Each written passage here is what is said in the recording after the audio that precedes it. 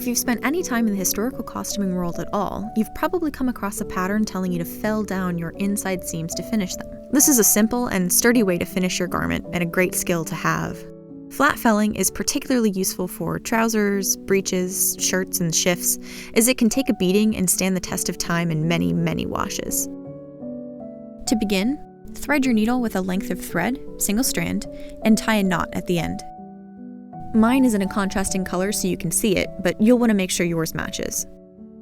Next, pick which seam you want to fold over and clip it down by half.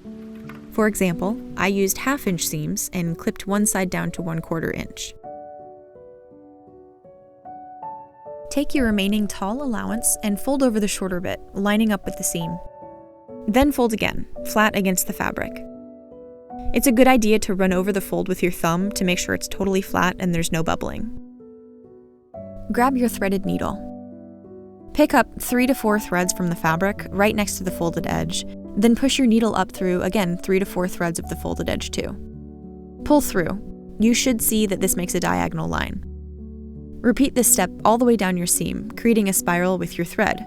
Your stitches should only be a few millimeters apart.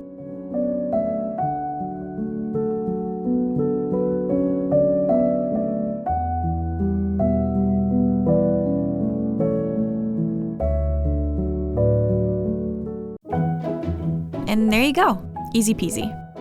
Although very simple, flat felling can be very time consuming, so make sure to settle in with a good podcast or audiobook to pass the time. I really hope this was helpful for you, and I wish you luck in your historical endeavors. Please don't forget to subscribe, and I will see you guys next time.